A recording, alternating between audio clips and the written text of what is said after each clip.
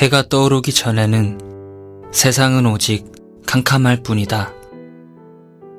그런데 어느덧 해는 떠오르고 세상은 밝은 빛으로 가득 차게 된다. 그러나 그 과정을 관찰해 보면 아주 조금씩 점점 밝아진 것임을 알 수 있다.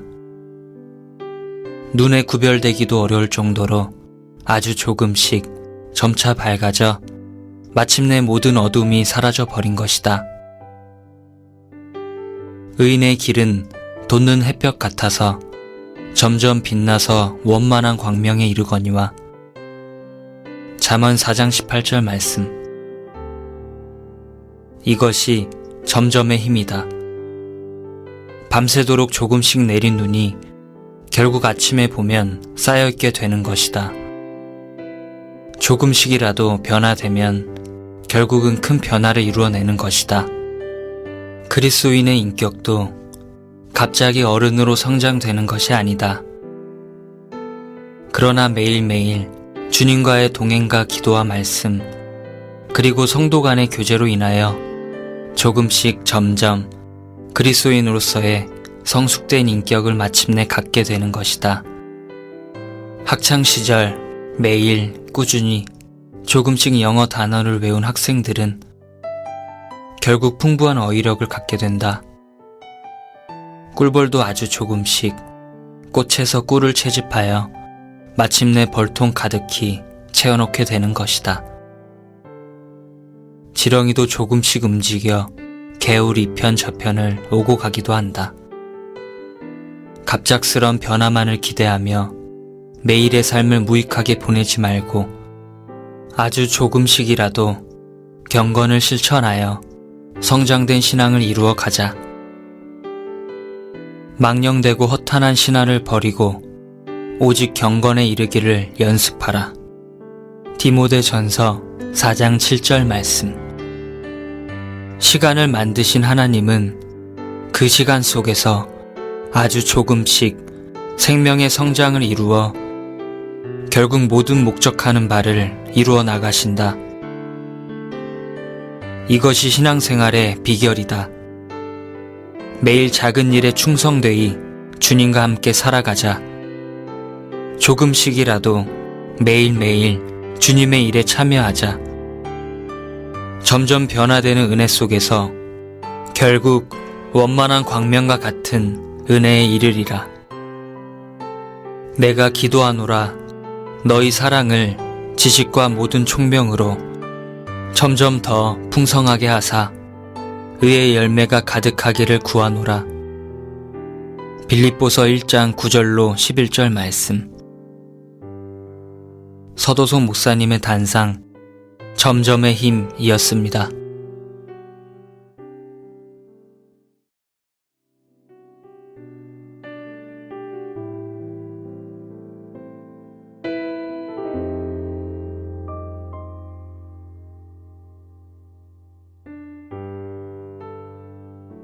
죽음을 각오한 군인은 가장 강하다. 이같이 죽음을 각오한 그리스도인도 가장 강하다. 구주를 위해 살다가 기꺼이 구주를 위해 죽겠다는 각오는 그리스도인을 항상 강하게 만들어준다. 죽음을 각오하고 세상을 살자. 이것이 승리 생활의 비결이다. 다음에 인용된 시의 반복된 표현인 작별을 하고 살자라는 말은 그러한 각오를 갖고 살아가는 그리스도인에게 큰 교훈이 되므로 소개하고자 한다. 성경적 교훈이 되도록 개작되어 인용된 시입니다. 작별이 잦은 세상, 작별을 하며 사세. 작별이 잦은 시대, 작별을 해놓고 살아가세. 작별이 올 때 아쉬움이 없도록 작별을 해놓고 살아가세. 영원한 작별이 올 때 아쉬움이 없이 작별할 수 있도록 작별을 해놓고 살아가세. 하늘로 향한 작별이 올 때 미련 없이 갈 수 있도록 작별을 해놓고 살아가세. 작별이 없으면 만남의 기쁨이 없고 작별이 없으면 영원한 삶이 없네. 세상도 작별하고 사랑도 작별하고 나와도 작별을 하고 사세. 주님이 부르는 작별이 올 때 나를 더 머무르도록 애쓰지 마세. 작별이 올 때 웃으며 가도록 작별을 준비해 놓고 살아가세. 서도성 목사님의 단상 작별이었습니다.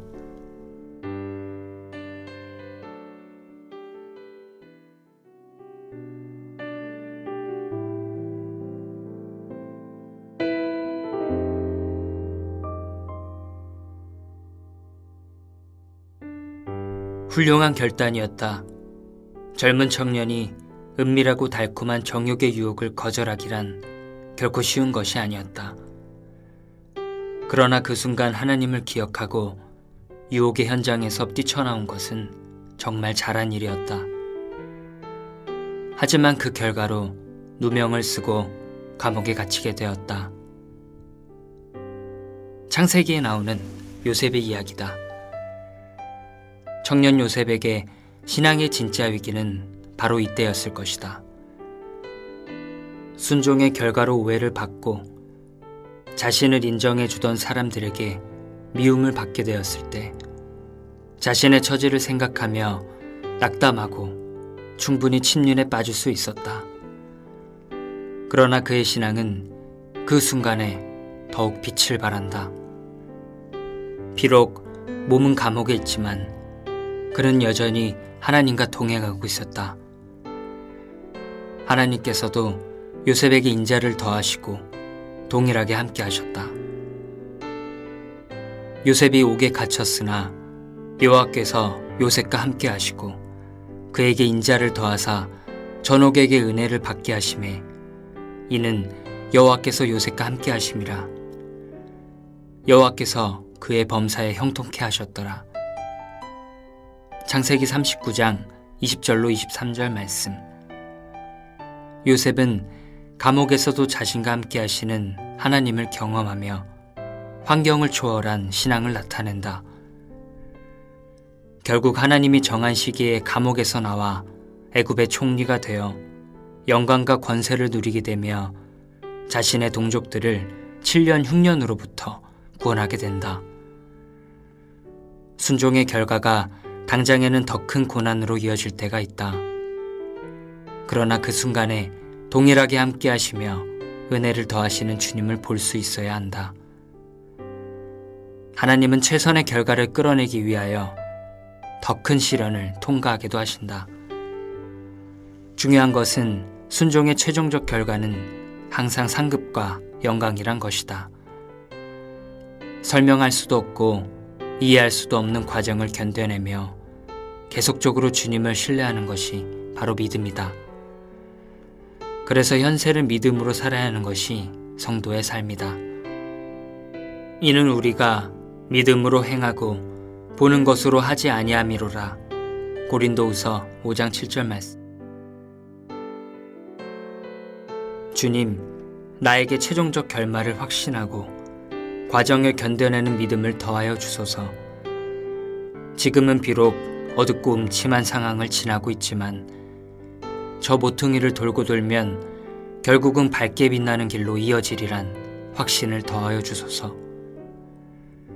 비틀거리는 나를 붙잡아 넘어지지 않게 하시며 나로 계속 정로를 걷게 하소서. 더 어두워지는 이 순간에 내 손을 더욱 굳게 잡아주소서. 서도성 목사님의 단상, 계속해서 신뢰하는 것이 믿음이었습니다.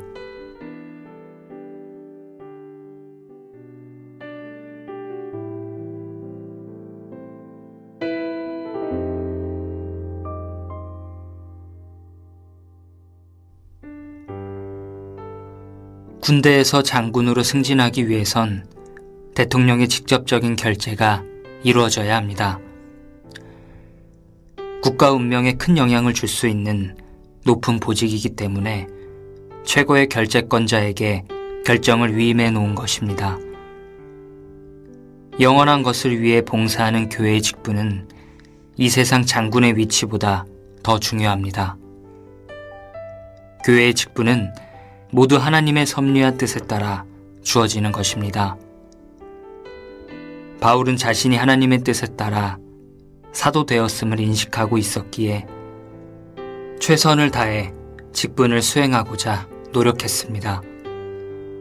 구약시대의 성막봉사도 아무나 할 수 있는 것이 아니라 하나님의 부르심을 입은 레위 사람만이 참여할 수 있었습니다. 비록 성막에서 재를 치우고 주변을 정리하는 소소한 일이라 하더라도 오직 부르심을 입은 자들만이 할 수 있었습니다. 교회의 봉사자는 소명의식이 있어야 합니다. 자신의 직분이 하나님의 뜻에 따라 주어진 것임을 깨달아야 합니다. 이러한 인식은 작은 일을 큰 책임감을 갖고 하게 만듭니다. 비록 보이지 않는 소소한 일일지라도 묵묵히 주어진 책임을 다하게 하는 것이 바로 소명의식입니다. 하나님에 대한 충성과 신실함이 만든 소명의식은 기계적으로 반복되는 단순한 일조차도 기쁨으로 하게 만들어줍니다. 서도소 목사님의 단상, 직분에 대한 소명의식이었습니다.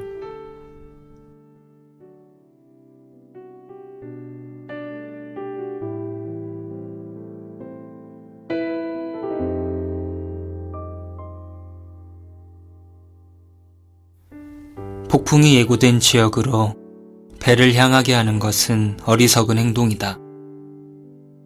폭발성이 강한 물질 옆에서 불씨를 날리는 사람은 바보임에 틀림없다.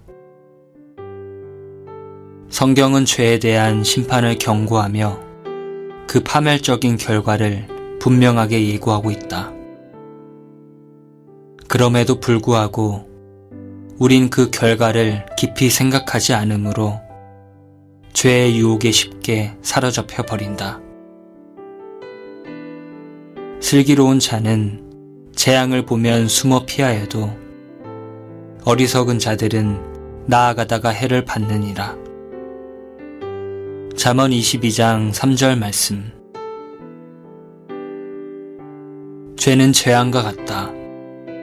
재앙을 피하듯 죄를 피해야 한다. 죄를 짓지 않는 방법 중에 하나는 먼저 죄를 지을 수 있는 환경을 만들지 않는 것이다. 유혹이 될 수 있는 모든 장소, 사람, 일과 물건들을 일상에서 멀리해야 한다. 예를 들면 유흥장 출입을 삼가고 죄를 권하는 사람들을 멀리해야 한다. 유혹이 될 수 있는 모든 일과 물건들을 멀리해야 한다. 유혹을 이기는 방법은 유혹이 시작되기 전에 공간적으로 멀리 피하는 것이다. 요셉은 동침을 요구하는 보디발의 아내와 마주 앉아 기도로 문제 해결을 시도했던 것이 아니다. 그는 보디발의 아내의 손길을 뿌리치고 유혹의 현장에서 도망쳐 피함으로 죄를 짓지 않았던 것이다. 죄를 짓게 하는 장소, 사람, 그리고 모든 물건들을 멀리하고 힘껏 주님께 도망치는 것. 이것이 지혜 중에 지혜이다. 이로써 그 보배롭고 지극히 큰 약속을 우리에게 주사 이 약속으로 말미암아 너희로 정욕을 인하여 세상에서 썩어질 것을 피하여 신의 성품에 참여하는 자가 되게 하려 하셨으니. 베드로후서 1장 4절 말씀. 서도성 목사님의 단상, 피하여 가는 우리들이었습니다.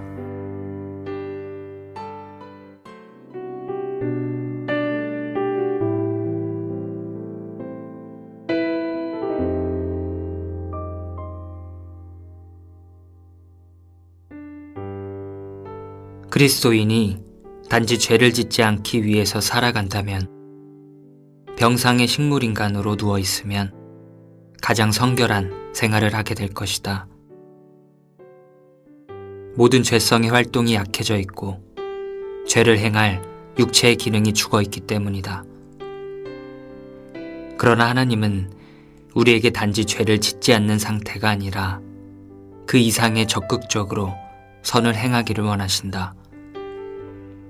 비록 선을 행하다가 낙심하고 흔들리고 상처받더라도 선을 행하며 살아가기를 원하신다.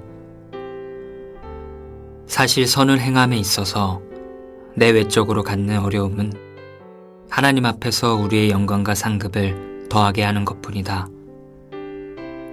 작은 능력을 가지고도 충성됨으로 칭찬을 받거나 많은 싸움 중에도 전도를 포기하지 않으므로 상급을 더 받게 될 것이기 때문이다.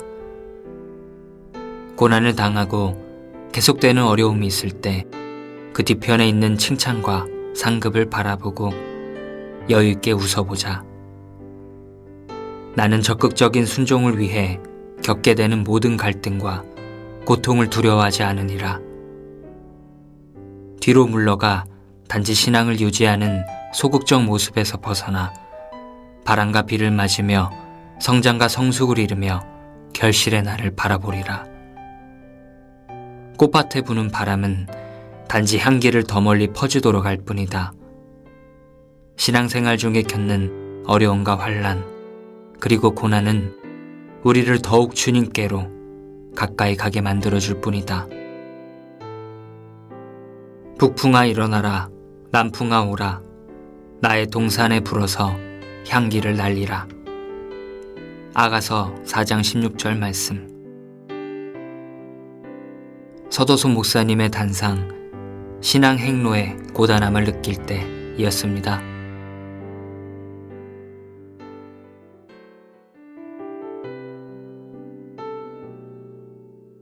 세상을 살아가다 보면 고난과 환난의 파도가 높이쳐 생활의 배를 온통 흔들어버리고 파손의 두려움을 갖게 할 때가 있습니다. 그러나 그때 마태복음 8장 23절에서 27절에 바람과 바다를 잔잔케 하신 예수님을 기억해야만 합니다.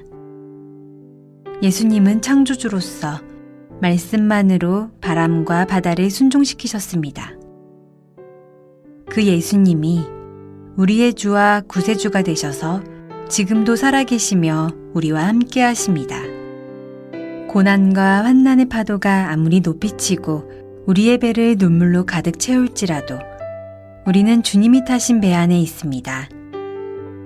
우리가 탄 배 안에 주님이 함께 계심으로 우리는 위협적인 폭풍과 파도를 오히려 즐겁게 바라볼 수도 있습니다. 절대로 파손되지 않을 약속과 함께 바람과 파도를 타며 변하지 않는 곡조로 찬양을 불러봅니다. 바람 불어도 괜찮아요. 파도 일어도 괜찮아요. 난 괜찮아요. 바람을 만드신 하나님, 파도를 만드신 하나님, 주님 내 맘에 계시니까 난 괜찮아요.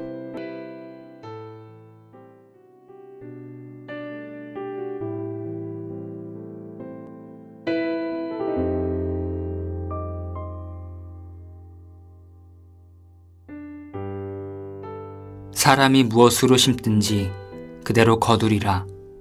갈라디아서 6장 7절 말씀. 심은 대로 거둔다는 것은 하나님이 정하신 자연의 법칙입니다. 자연은 이 법칙에 따라 쌀을 심은 자에겐 쌀을, 보리를 심은 자에겐 보리를 수확하게 해줍니다.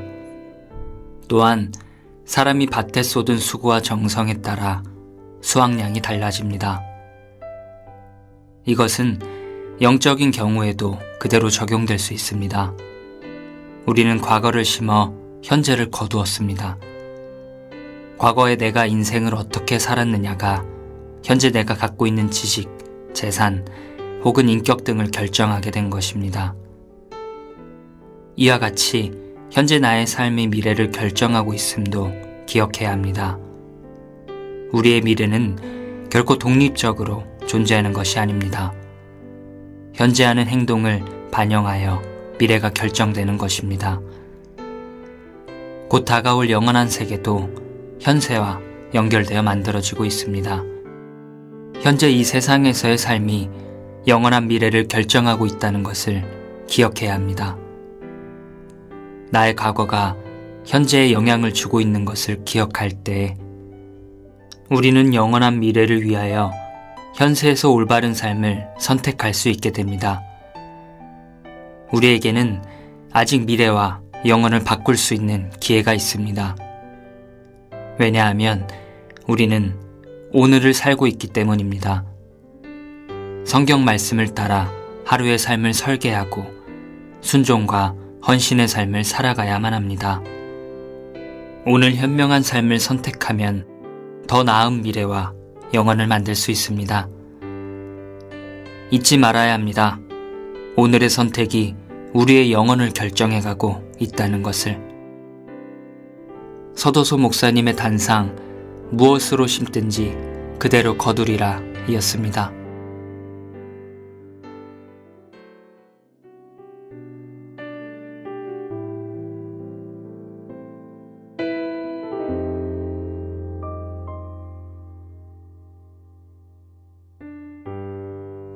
국가 간에 전쟁을 할 때에도 사용해서는 안 되는 무기가 국제법으로 정해져 있습니다. 예를 들면 생화학 무기 혹은 핵무기 사용 등은 엄격하게 통제되어 있습니다. 만일 이를 어기게 되면 전 세계의 비난을 받게 되고 전쟁의 명분을 완전히 잃어버리게 될 것입니다. 이와 같이 혹 사람들과의 개인적 다툼에도 서로 사용해서는 안 되는 언어가 있습니다. 부부싸움 중에도 상대방의 내면에 치명적 상처를 주어 회복이 불가능한 언어폭력을 하면 안 됩니다. 치명적인 독이 주입되듯 나머지 삶을 치유할 수 없는 상처와 함께 살 수도 있기 때문입니다. 혹 감정적인 극한 대립과 다툼이 있을 때에도 우리의 마음은 주님 손길에 사로잡혀 극한 선을 넘지 않도록 해야겠습니다. 지나친 언어폭력은 자신과 함께 상대방을 극한 파멸로 몰아가기 때문입니다. 감정이 폭발할 때에도 우리의 신앙은 입술을 제어하고 있어야 합니다. 혹은 칼로 찌른 같이 함부로 말하거니와 그 입술을 제어하는 자는 지혜가 있으니 분을 내어도 죄를 짓지 말라. 서도수 목사님의 단상, 절제된 언어 생활이었습니다.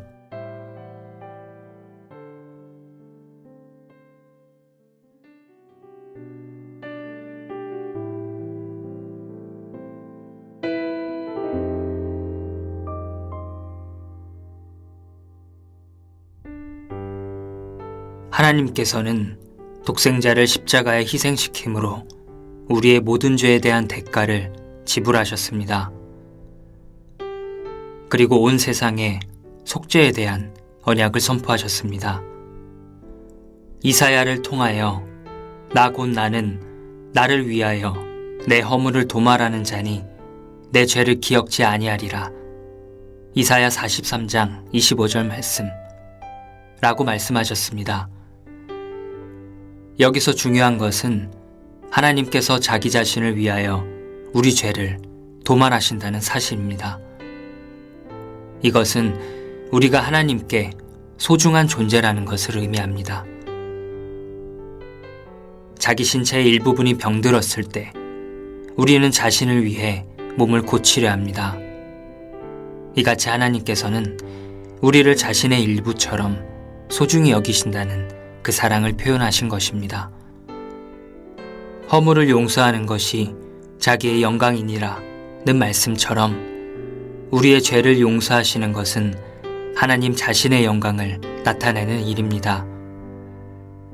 결국 하나님 자신을 위한 속죄의 사역이기 때문에 더욱 완전하게 영원한 속죄를 이루신 것입니다.